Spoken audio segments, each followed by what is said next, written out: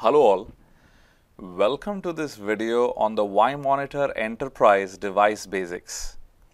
Now in this video, we are going to look at the WiMonitor Enterprise in more detail, understand how the device works, the interfaces, the Wi-Fi channels, how channel hopping works, and a couple of other interesting things which can aid you use the device better.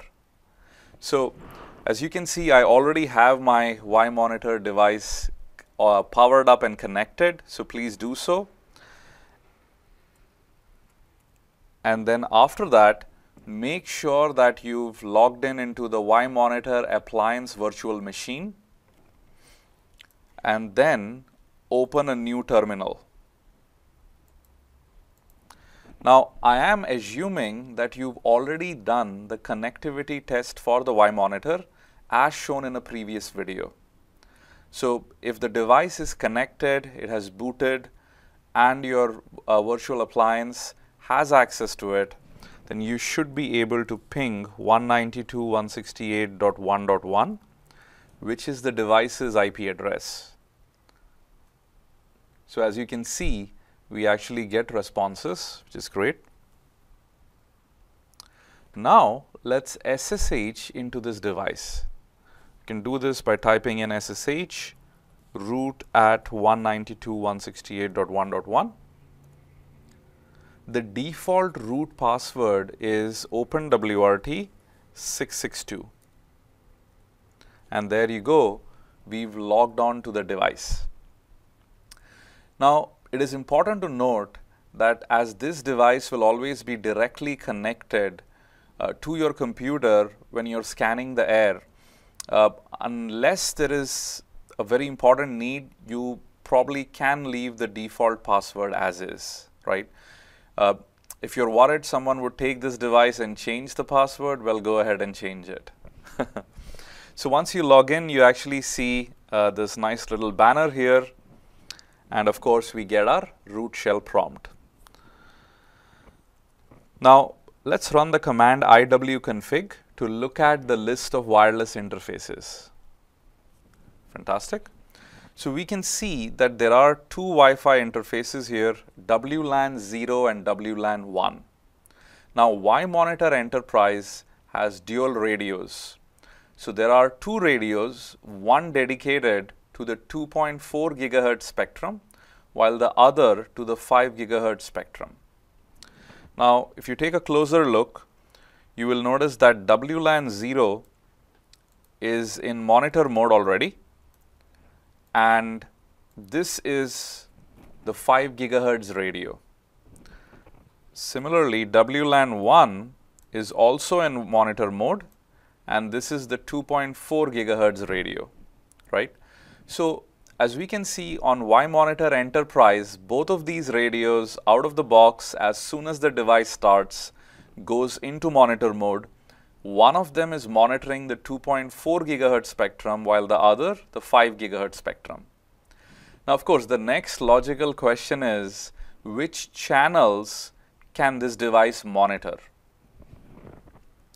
So, to look at which channels are enabled, type in the command iw space list and hit an enter. And let's scroll up. So, under the section frequencies for the 2.4 gigahertz radio, you would notice that all channels from 1 to 14 are enabled.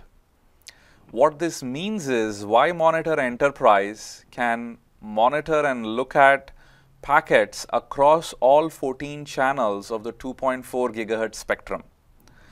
Now, what we've done to safeguard transmissions is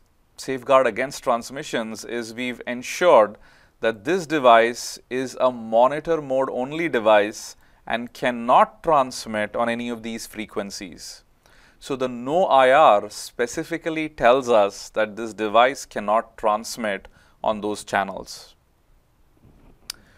So what this would mean is on the 2.4 gigahertz spectrum, we can look at every channel, but we would not have to worry that this device under any circumstances would ever transmit, which is fantastic. and that ensures that this abides by pretty much every single regulatory domain policy, no matter where in the world you actually are using this device.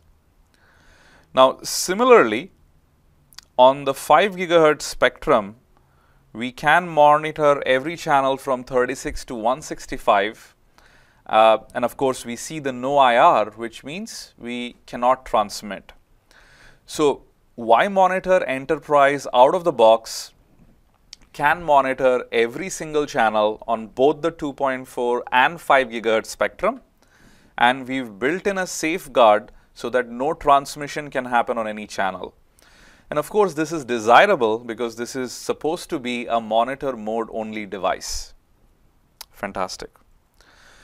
So what we've seen so far is we have two interfaces and we can look at every single channel across both spectrums. So the next logical question is channel hopping. How does this device channel hop? Type in the command iwdev, and what you would find is that the 2.4 radio is currently on channel 11, while the 5 gigahertz radio is on channel 60. Now, let me type that command in again after a couple of seconds. And you would notice now the 2.4 gigahertz radio is on channel 3, while the 5 gigahertz radio is on channel 116. So what just happened is that the device is automatically channel hopping on both of these radios. A very easy way to kind of visualize that is to just look at the channels. So we currently see that channel 8 and channel 153 is where the device is on. Run this command again. Basically see now it's on channel 10 and channel 165. Now, WiMonitor Enterprise automatically is going to channel hop. There is no setting required. There is no hopping pattern or script or anything to be written, right? It'll automatically hop, cycle through these channels and do what it has to do. The default dwell time per channel is around 3 seconds so that we can go ahead and get a large enough packet sample from that channel. Now, in a later advanced video, I will talk about how you can change the channel hopping pattern, the dwell time, etc. But unless you have a really important reason why you want to play with that, we would recommend that you allow the device to monitor all channels so that you have full visibility on what is happening on your spectrum. Fantastic. So what we've learned is WiMonitor has two radios, one for 2.4, the other for 5 gigahertz. It can monitor all channels across each of these spectrums, and then it automatically hops channels without requiring any form of setting or any manual intervention. Great. So this is all I had in mind for this basics video on the WiMonitor device. Thank you.